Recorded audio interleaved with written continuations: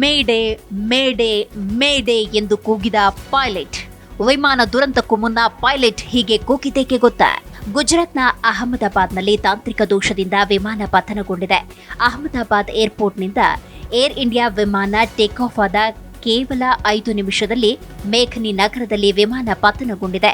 ವಿಮಾನದಲ್ಲಿ ಗುಜರಾತ್ನ ಮಾಜಿ ಮುಖ್ಯಮಂತ್ರಿ ವಿಜಯ್ ರೂಪಾನಿ ಸೇರಿ ಒಟ್ಟು 242 ಪ್ರಯಾಣಿಕರಿದ್ರು. ಅವರಲ್ಲಿ 230 ಪ್ರಯಾಣಿಕರು, 12 ಸಿಬ್ಬಂದಿ ಇದ್ರು. ಅಷ್ಟು ಮಂದಿ ಕೂಡ ಈ ದುರ್ಘಟನೆಯಲ್ಲಿ ಅಸುನೀಗಿದ್ದಾರೆ ಎನ್ನಲಾಗ್ತಾ ಇದೆ.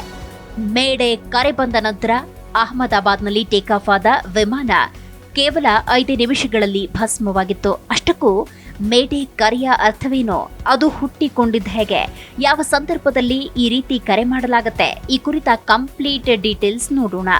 ಅಹಮದಾಬಾದ್ನ ಸರ್ದಾರ್ ವಲ್ಲಭಭಾಯ್ ಪಟೇಲ್ ಅಂತಾರಾಷ್ಟ್ರೀಯ ವಿಮಾನ ನಿಲ್ದಾಣದಿಂದ ಒಟ್ಟು 242 ಜನರನ್ನ ಹೊತ್ತು ಟೇಕ್ ಆಫ್ ಆಗಿದ್ದ ಬೋಯಿಂಗ್ 787 ಫ್ಲೈಟ್ AI-171 ಮೇಘನಿ ನಗರ ಎಂಬಲ್ಲಿ ಮೆಡಿಕಲ್ ಹಾಸ್ಟೆಲ್ ಕಟ್ಟಡದ ಮೇಲೆ ಕುಸಿದು ಬಿದ್ದು ಸ್ಫೋಟಗೊಂಡಿದೆ.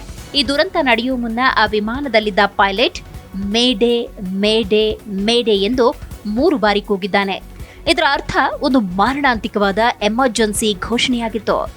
ಮೇಡೆ ಕರೆ ಅನ್ನೋದು ಅಂತಾರಾಷ್ಟ್ರೀಯ ಮಟ್ಟದಲ್ಲಿ ಗುರುತಿಸಲ್ಪಟ್ಟ ಸಂಕಷ್ಟದ ಸಂಕೇತದ ಕರೆಯಾಗಿದೆ. ಈ ಕರೆಯನ್ನ ಪ್ರಾಥಮಿಕವಾಗಿ ಏರ್ ಫೋರ್ಸ್ ಮತ್ತು ಸಮುದ್ರಯಾನದ ಸಮಯದಲ್ಲಿ ಜೀವಕ್ಕೆ ಅಪಾಯಕಾರಿ ಎನಿಸಿದಾಗ ಎಮರ್ಜೆನ್ಸಿ ಪರಿಸ್ಥಿತಿಯಲ್ಲಿ ಬಳಸಲಾಗುತ್ತೆ.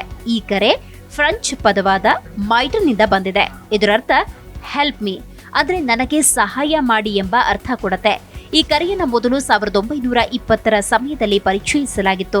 ಅದೀಗ ಗ್ಲೋಬಲ್ ಲೆವೆಲ್ನಲ್ಲಿ ಪ್ರೋಟೋಕಾಲ್ ಆಗಿದೆ. ಈ ಕರೆ ಎಮರ್ಜೆನ್ಸಿ ಚಿಹ್ನೆಯಾಗಿದ್ದು, ಅಪಾಯದಲ್ಲಿರುವ ಸ್ಥಳ, ಅಲ್ಲಿನ ಎಮರ್ಜೆನ್ಸಿಯ ಪರಿಸ್ಥಿತಿ, ವಿಮಾನದಲ್ಲಿರುವ ಜನರ ಸಂಖ್ಯೆ ಮತ್ತು ಆ ಅಪಾಯದ ತೀವ್ರತೆ ಏನು ಎಂಬುದನ್ನು ರಕ್ಷಣಾ ತಂಡಗಳು ಆ ಫ್ರೀಕ್ವೆನ್ಸಿಯಲ್ಲಿರುವ ರೇಡಿಯೋ ಟ್ರಾಫಿಕ್ ನಿಲ್ಲಿಸಿ ವೇಗವಾಗಿ ಕಾರ್ಯನಿರ್ವಹಿಸಬಲ್ಲದು. ಬೋಯಿಂಗ್ 787 ಫ್ಲೈಟ್ನಲ್ಲಿ ತಾಂತ್ರಿಕ ದೋಷ ಕಂಡು ಬಂದ ಕೂಡಲೇ ಪೈಲಟ್ ಮೇಡೆ ಮೇಡೆ ಮೇಡೆ ಅಂತ ಕೂಗಿ ಅಪಾಯದ ಮುನ್ಸೂಚನೆಯನ್ನ ಕೊಟ್ಟಿದ್ದ. ಆದರೆ ಕರೆಯ ನಂತರ ಫ್ಲೈಟ್ನಿಂದ ಯಾವುದೇ ಸಿಗ್ನಲ್ ಸಿಕ್ಕಿಲ್ಲ. ಏನಾಗ್ತಿದೆ ಎಂದು ತಿಳಿಯುವಷ್ಟರಲ್ಲಿ ನೆಲ ಕಪ್ಪಳಿಸಿ ಘೋರ ದುರಂತ ನಡೆದು ಬಿಟ್ಟಿದೆ.